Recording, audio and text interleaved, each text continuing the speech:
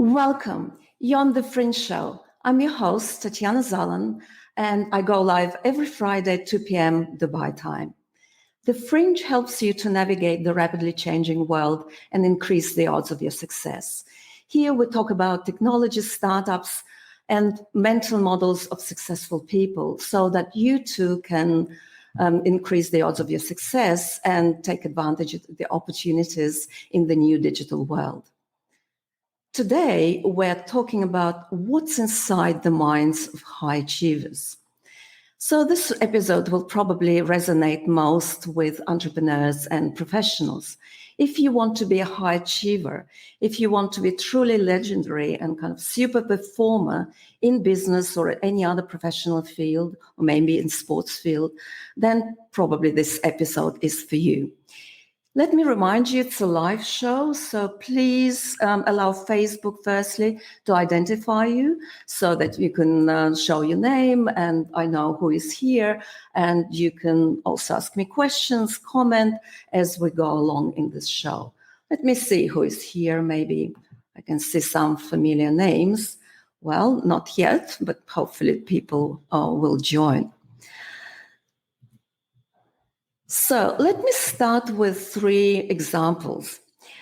One of them is coming from the blockchain space that I'm very familiar with, and it's about Vitalik Buterin.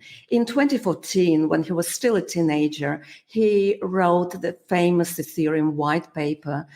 Ethereum is the second largest cryptocurrency and also crypto network. And you can think of Ethereum as decentralized kind of computer or computing platform for decentralized applications. Another way of thinking about Ethereum is just like maybe computer for decentralized applications and programmable money. That's another way of thinking about it. It started really small, but now Ethereum, which is the second largest crypto network, is worth something like $220 billion the last time I looked at it. Another example is from the Collinson brothers. Patrick and John were two young people when just over, not quite teenagers, but they were still very young when they started Stripe, which is one of the largest payment systems. In 2016, they became the youngest self-made billionaires, and Stripe's market capitalization now is around $100 billion. The founders have a super ambitious mission, which is to increase the GDP of the internet. So that's another little example.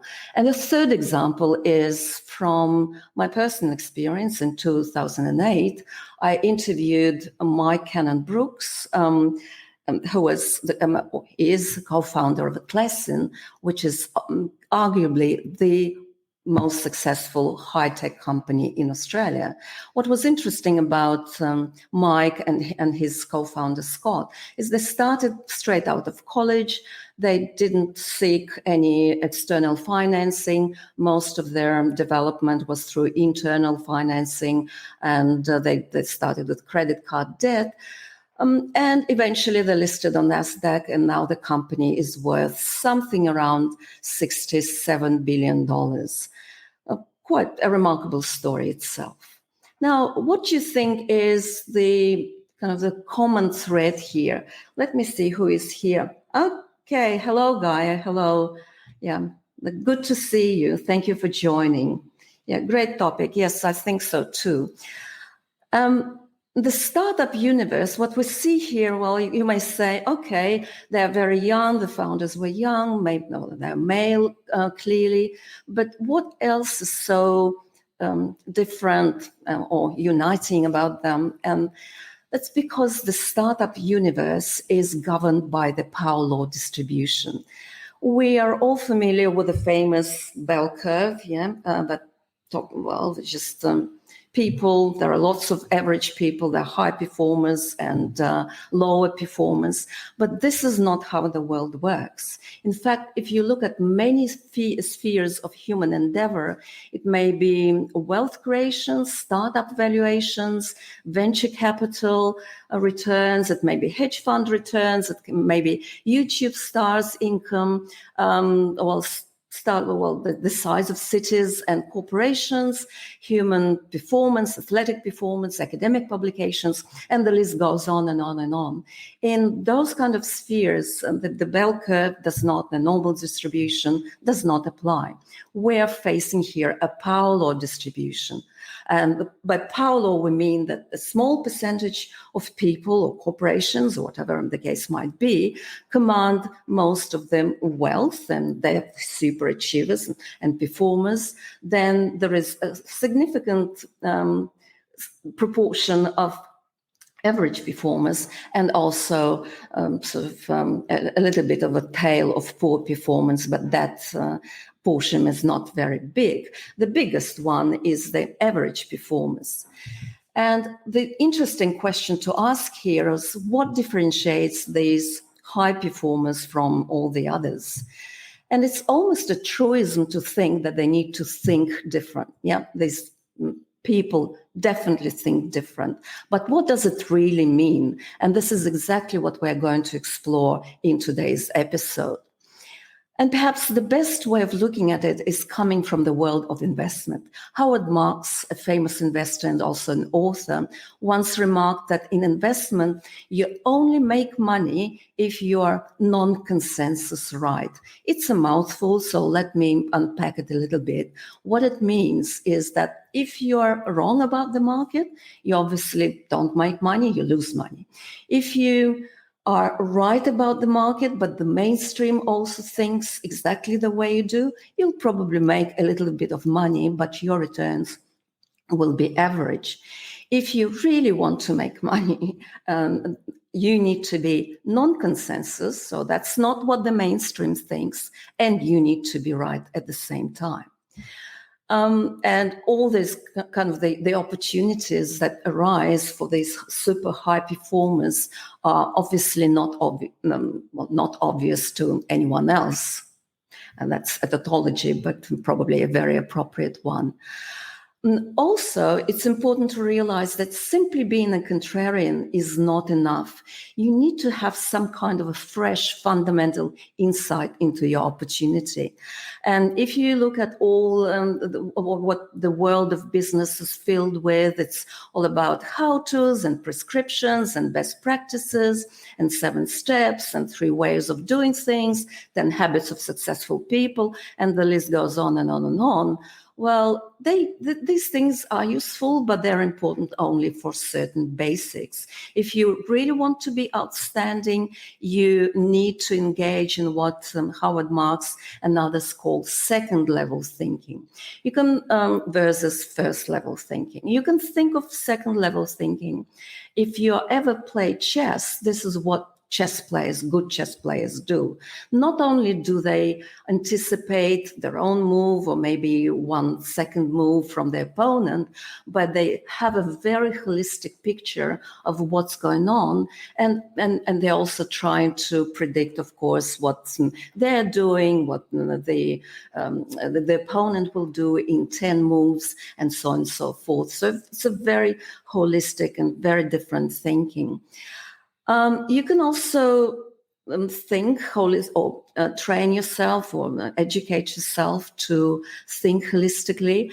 And this is just by really asking yourself a series of questions. Questions like, what's the probability I'm right? What does the mainstream think, the consensus think?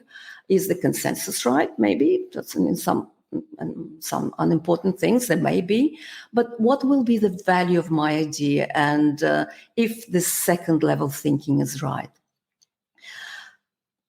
In the world that we live in, fortunately or unfortunately, the proportion of second level thinkers is very, very small. Most people are first level thinkers, which is good news for second level thinkers.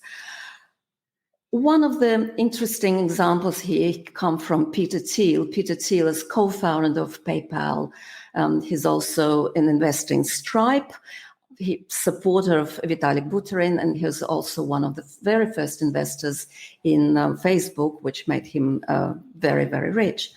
And what he has this question, which is very often referred to as in the startup universe as the Peter Thiel question. And the question goes something like that. Tell me, what is it, the fundamental truth that you know that X is right, yet everybody believes that Y is right. So tell me something, tell me your secret. And one example of that would be Steve Jobs in 2001 when he released iPod. To everyone else, to all the market analysts, well, they said, okay, iPod, well, it's kind of a trinket and a nice addition to Macintosh, but what's the big deal? What, of course, they didn't realize, and that was Steve Jobs' little secret, is that or big secret rather, that the world was moving from, this ecosystem was shifting from PCs and desktops to mobile. And he wanted iPod to be one of the first devices in this new generation of mobile on-the-move devices. That was a really, really big insight, and that was not obvious to market analysts and others. If you're a startup and if you're pitching your ideas, say we are an Uber for massages or Airbnb for cats, it's very likely that you're not applying second level rather principles, because, well, it's kind of an idea that can be copied and replicated by everybody else. You probably will be reasonably successful in what you're doing if your execution is right, but you're unlikely to generate all these outsized returns and create value, not just for yourself, but also create value for the customer and for the society. A very related concept to this contrarian second level thinking is what we call first principles thinking. The first principles thinking is a way of thinking which is as old as. It was applied by Asian philosophers, and it's very popular amongst entrepreneurs. It's simply a very basic, foundational and self-evident assumption that cannot be deduced or deducted or inferred from anything else. It's something really basic, really fundamental. Most of the people, when they go along in their lives, they're thinking by analogy. And that's perfectly fine. We're drawing on our experiences and what we did before, and we are kind of replicating it as well, looking at other people. There's nothing wrong with this because it's just really fast. But if you want to come up with and if you want to stick to incremental ideas, incremental innovations, incremental things in your life, that's a way to go. It's useful. However, if you want to come up with breakthrough ideas, then you need to think definitely different. You need to be thinking from first principles. And one of the best examples here is Elon Musk himself, who says that, well, he applies the rules of physics, of fundamental physics, to understanding whatever problem he's got to solve. And an example is when he was going to launch SpaceX, the original idea was very, very different. He wanted to buy all these rockets in the open market.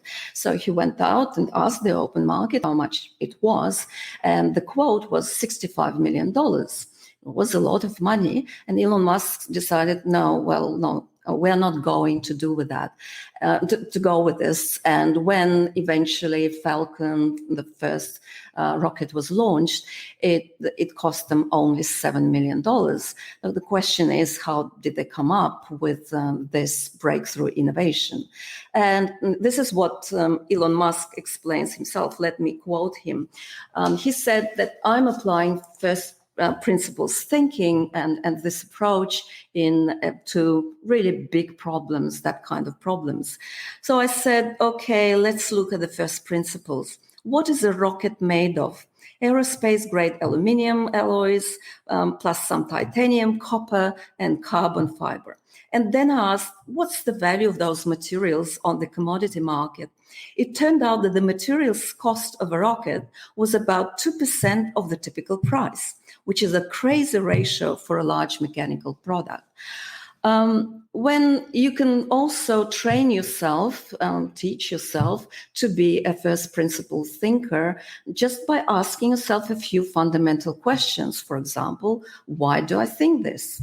What are the underlying assumptions that I have? Why do you think this is true? How can I back it up? What's the evidence? What are the sources of this evidence? What if I'm wrong? So it's a very much Socratic principle of questioning whatever problem you are facing. Let me maybe give you a couple of examples from Stripe, how they came, what kind of the first principles thinkers they were, and what kind of fresh insights and secrets they had in their startup. One of the secrets, and probably I should say that these secrets don't have to be rocket science. Sometimes they're very, very simple things, but nobody else notices them. Nobody has got the perception to absorb what's going on in the environment. And one of the observations that they had, that one of their secrets, is that growth in e-commerce was outpacing the payment system. Let me give you a quote from Patrick Collinson himself, so that I don't have to paraphrase how they thought and what's their words. What we did discover pretty quickly was that the hardest part of starting an internet business isn't coming up with an idea, turning the idea into code, or getting people to hear about it and pay for it. The hardest part was finding a way to accept customers' money. You could share a photograph on Facebook, but you couldn't move money around in the same way. It felt like you were in the dark ages. And this is what there was, very simple insight, but not obvious to anyone else. The other one from them, example coming from them, is that big companies can't turn capital into good software.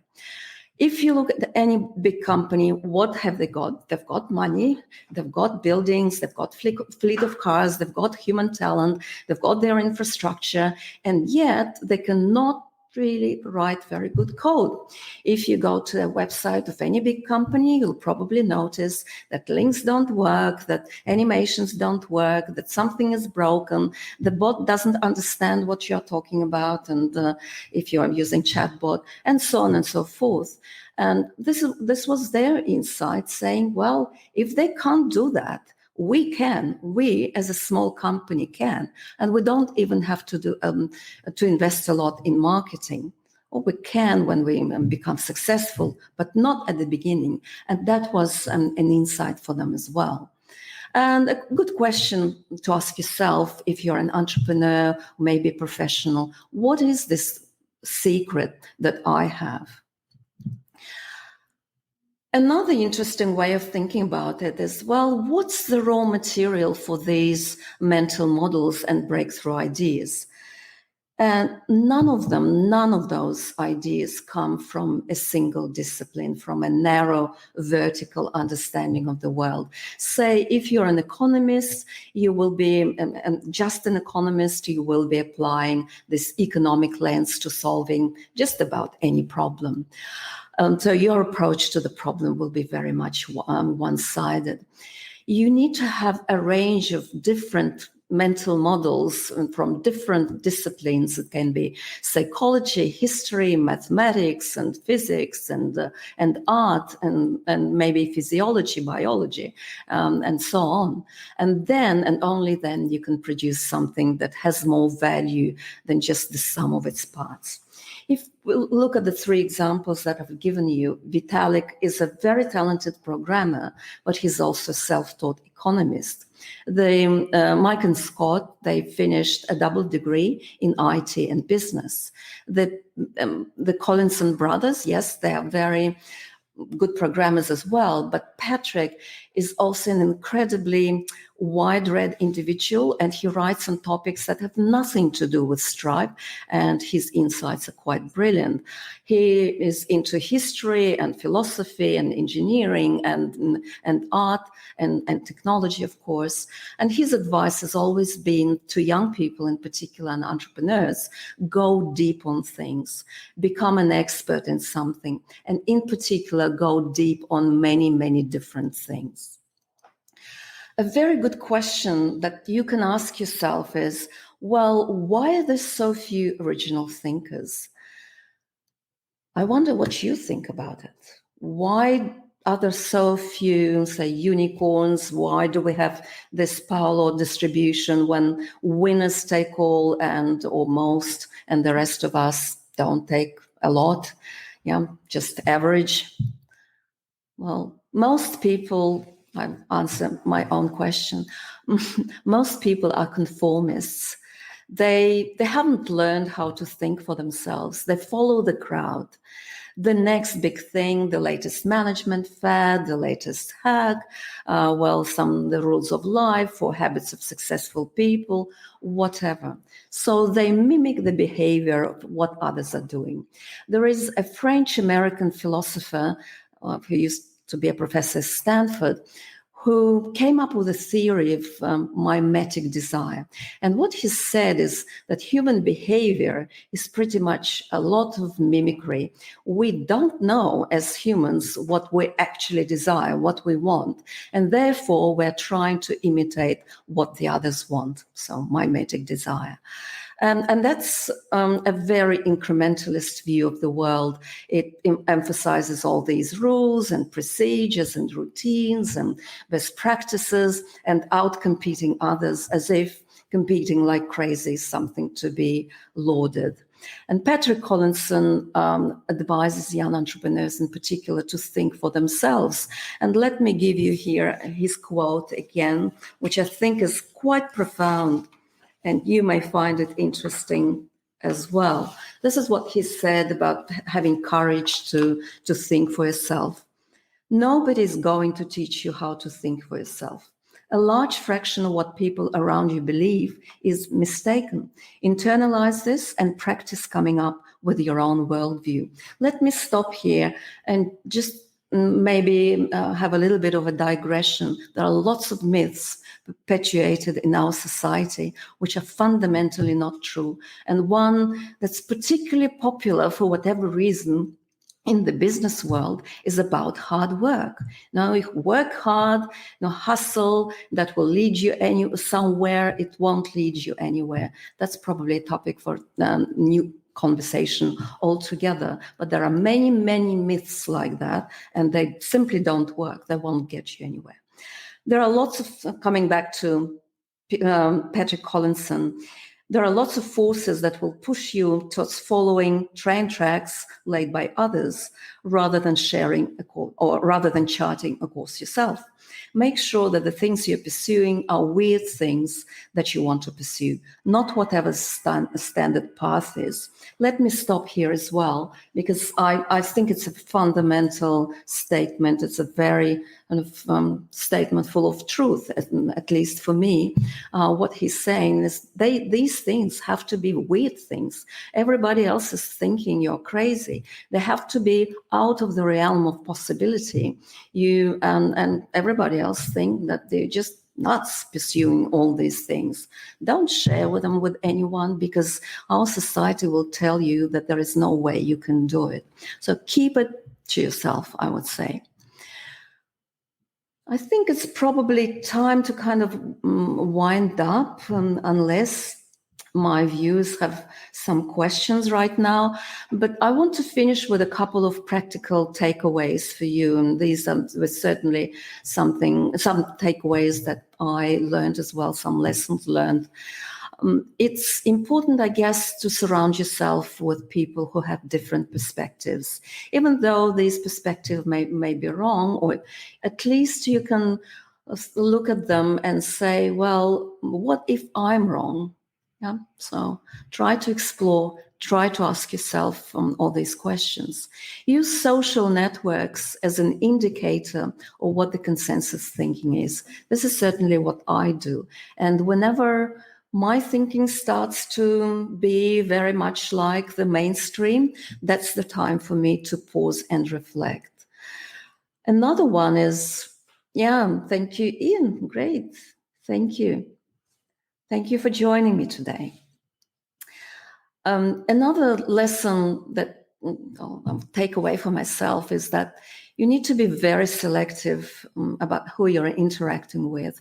Run away from experts who offer you all these recipes, prescriptions, 5 easy steps, 3 easy steps, whatever is the latest fad. Because if you want to be truly legendary in your field, a truly high achiever, you really need a different approach.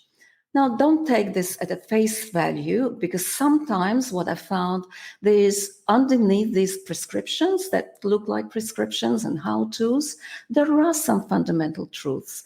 But it's not very easy to differentiate between the two, between what I call prescriptions and truths.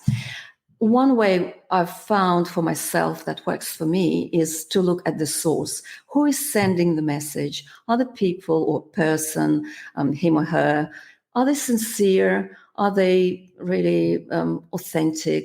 Are they serious about the message that they're sending? And then my bet is that it's probably not a prescription. It's more of a fundamental assumption about how things work. Another thing is that I really have found works for myself is that we all need to examine our limited beliefs. We need to be honest with ourselves. We need to ask the question, where do we want to be? And if you're not there as a professional who wants to be legendary, who wants to be a super achiever, then you need to ask yourself the question, why am I not there? And that's why we need to examine all things that stand in our way. It may be our misconceptions about money, business, your own industry, relationships, whatever the case might be. So I hope you found this episode interesting. You learned how some of the truly remarkable people, super performers, think. Maybe you can apply a lot of that in your own thinking, in your own life. And remember, there are not that many second-level thinkers or first-principle thinkers. So if you do master these principles, you will be at a huge competitive advantage. Thank you for joining. Let me see if there are any comments left. Yeah, no. Thank you, guys. Thank you, Ian. Thank you, all my viewers, all my listeners. Thank you for joining. I shall see you on the Fringe Show again next Friday at 2 p.m. Dubai time. Let's now play a little bit of music.